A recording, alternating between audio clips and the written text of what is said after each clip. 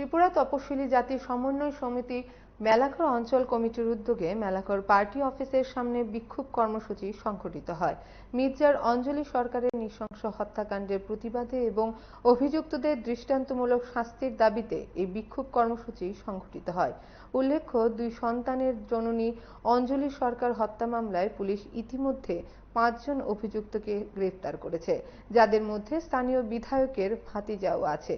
তাই বামপন্থীদের আশঙ্কা, এই মামলায় পুলিশ সঠিকভাবে তদন্ত নাও করতে পারে। তাই তারা আন্দোলনের মধ্য দিয়ে পুলিশকে চাপে রাখার কৌশল নিয়েছে বলা যায়। এদিনের আন্দোলনের নেতৃত্বে ছিলেন নিত্যানন্দ বর্মন। সেপ্টেম্বর উদয়পুরের মির্জাতে অঞ্জলি সরকার এবং তার স্বামী মির্জা মনোজ কেন্দ্রের পাশে দোকান আছে। সেই দোকানে গিয়ে বিজেপির গুন্ডা বাহিনী এবং ওই এলাকার বিধায়কের বাইকো সহ নৃশংসভাবে আক্রমণ সংঘটিত করেন। এই আক্রমণে তারা গুরুতর আহত হয়। তারপর দেখা যায় এই অঞ্জলি সরকারের সেখানে তার পুরা দেহ পরদিন সকালবেলা উদ্ধার হয়। আজকে এই বিজেপি 7.5 বছরে বিশেষ করে তফসিলি এলাকায় তফসিলি অংশের মা বোনদের উপর যেমন নৃশংস আক্রমণ সংঘটিত হচ্ছে, সামাজিকভাবেও তাদেরকে নিষ্পেষিত করা হচ্ছে।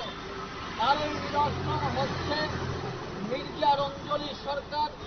তার আগেও আরো কয়েকজন মহিলা আছেন যারা বিজেপি দুর্বৃত্তরা সেখানে নৃশংসভাবে খুন করেছে এবং তফসিলি এলাকাগুলির মধ্যে নানানভাবে এই বিজেপি আক্রমণ সংঘটিত করছে। আজকে আমরা দেখেছি বামপন্থী সরকারের সময়তে এই তফসিলিদের বিশেষ করে সামাজিক ন্যায়, সামাজিক অধিকার রক্ষার জন্য এবং সামাজিকভাবে তাদের উন্নয়ন করার জন্য বিভিন্ন উদ্যোগ সেখানে গ্রহণ করার ফলে আজকে ত্রিপুরা রাজ্যে এই যে বামপন্থী সরকারের সময় তফসিলিরা উন্নত হয়েছে এবং এই জায়গার মধ্যে দাঁড়িয়ে বিজেপি RSS এর সেই অনুসংবিধান নিয়ম অনুসারে সারা ভারতবর্ষের মধ্যে বিশেষ করে তফসিলি অংশের মানুষের উপর এই ক্ষুদ্র বলে তাদের উপর দাসত্ব, তাদের উপর যে নির্মমভাবে আক্রমণ সংঘটিত করা হচ্ছে, আজকে ত্রিপুরা রাজ্যে এই নিদর্শনগুলি হচ্ছে অঞ্জলি সরকার সহ অন্যান্যদের খুনের পদ্ধতি।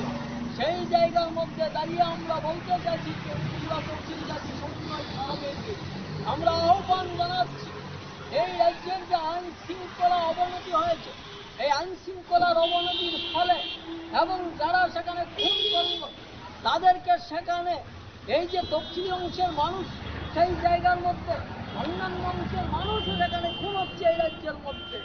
এতে যারা খুনিরা তারা সেখানে সেই জায়গায় সৈনিকের মর্যাদার মতো সেখানে তাদেরকে নিয়ে যাওয়া হয়।